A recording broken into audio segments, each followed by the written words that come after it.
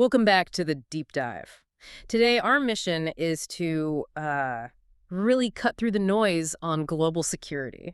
We've got a stack of sources that cover everything from these, very secretive diplomatic talks to some pretty alarming security failures. Right, and we're trying to understand the deep implications here. What happens when key allies start to fundamentally mistrust each other? And when the public is signaling just massive anxiety. So we're unpacking three big themes for you. First, the treacherous state of the Ukraine peace negotiations. And the huge distrust that's brewing there. Second, a really significant U.S. military security breach involving classified data. I mean, this one is shocking. And finally, we'll take the pulse of the average European citizen. How are they feeling about war, about their leaders? And the one thread, the central tension that really links all of this together. It's fragmentation. It's not just disagreement. It is documented, confirmed suspicion that someone, an ally, is playing games. Okay, so let's start at the negotiating table, but first we have to look at the battlefield. That's what frames all of this. It absolutely does. Yeah. And Russia is, well, they're not negotiating from a position of weakness. Not at all. No. Sources are very clear. Russian forces control something like 85% of the Donbas region. 85%. And that's, what, about a fifth of the whole country? About a fifth of all Ukrainian territory. Yeah. So that physical control really dictates the terms of any talk. And Putin's position is pretty blunt, right? He's been unequivocal. He said he will secure the Donbas, either by force or by Ukrainian withdrawal. Which is exactly why that original U.S. peace plan just set off all the alarm bells in Kyiv and, well, across Europe. Because it was seen as leaning very heavily towards Moscow. It basically proposed handing over parts of the Donbas that Ukraine still controls to Russia. An enormous win for them. And this is what led to that extraordinary meeting in the Kremlin. 5 hours. 5 hours.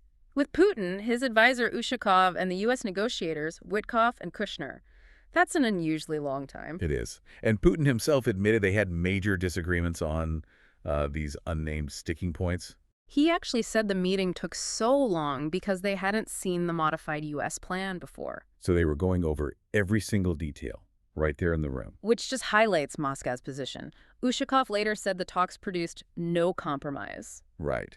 The implication being, with their recent battlefield successes, they feel they don't need to concede anything. They're leveraging their advantage. Meanwhile, Kyiv is just. You can feel the frustration boiling over. The foreign minister, Andrei Sybiha, basically accused Putin of wasting the world's time. And President Zelensky is holding firm. He's insisting on firm security guarantees. And negotiations backed by pressure on Russia. He knows you can't just talk without leverage. But you have to give credit to the Ukrainian negotiators here. Oh, absolutely. They knew they had to shift the goalposts from that original plan. They claim they managed to make key changes in later talks in Geneva. They're calling it an updated and refined peace framework, but we don't have the details yet on what they actually won. Right. And this is where we need to pause, because the most critical nugget of insight from the sources isn't about the plan itself. It's about the distrust. The profound, almost fatal level of distrust in the West. We're talking about a confidential transcript reported by Der Spiegel of a conference call between Europe's top leaders. And the fear of being sold out is it's palpable. It shows a total breakdown of trust in the U.S. diplomatic process. You have French President Emmanuel Macron. Although the Élysée Palace later denied he used these exact words. Right, a denial was issued. But he reportedly warned of a possibility that the U.S. will betray Ukraine. Betrayal.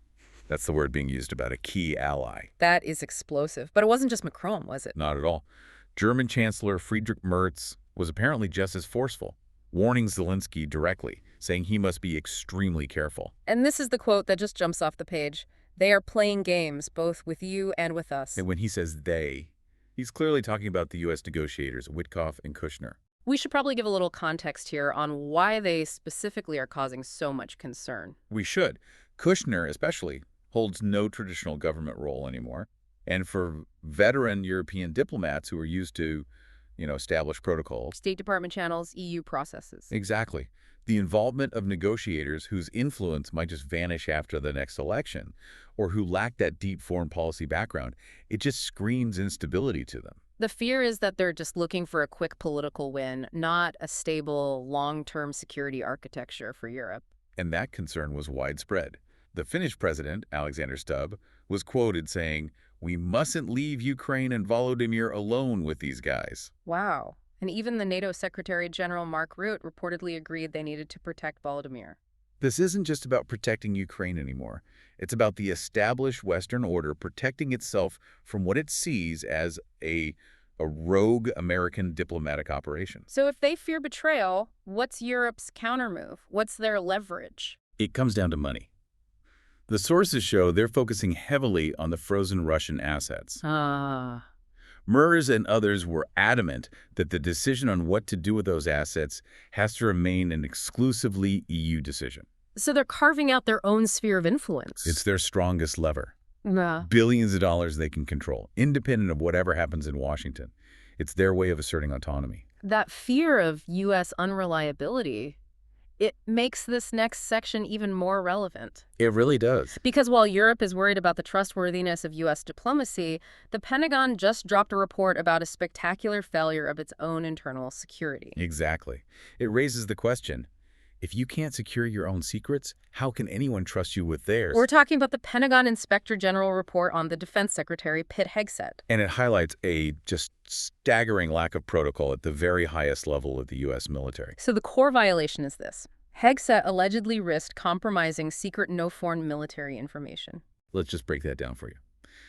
Secret is obviously a high classification, but no foreign is the critical part. It means no foreign nationals. It cannot be shared with allies. Period. And what was he sharing? Specific operational plans for an attack on the Yemeni Houthis, not on a secure government line. No, on the Signal Messenger app, on his personal device. And the evidence in the report is it's stunningly precise. They quote one of his chats directly. This is the precise time the first bombs will fall. That level of tactical detail, the exact timing of a strike taken from a secret no foreign document, it should never, ever have left a secure network. And who is he sharing it with? This is where it goes from a security failure to, well, something else entirely. Political theater, maybe? I mean, he shared this data in multiple groups, including one with his wife, his brother. And his personal lawyer. His personal lawyer. Yeah. This isn't just a slip-up. It's a massive, unauthorized expansion of who gets to see top-secret military planes.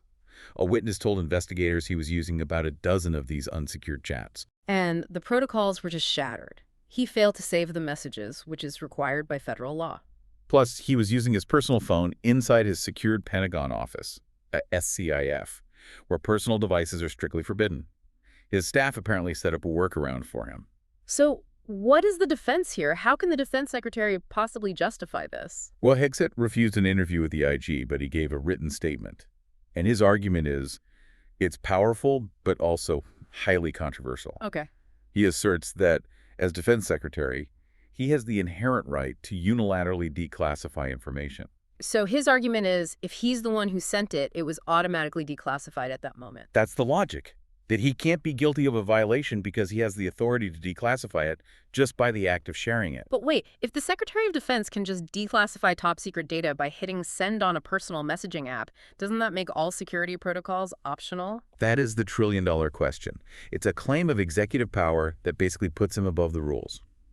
His spokesperson even called the IG report a full justification. Wow. But think about the implications for intelligence sharing. If you're one of those European allies we were just talking about, how can you possibly trust security assurances from Washington after this? That lack of trust, combined with the diplomatic chaos, it leads us right into our final section, the pulse of European anxiety. And the very real human collateral damage of this war.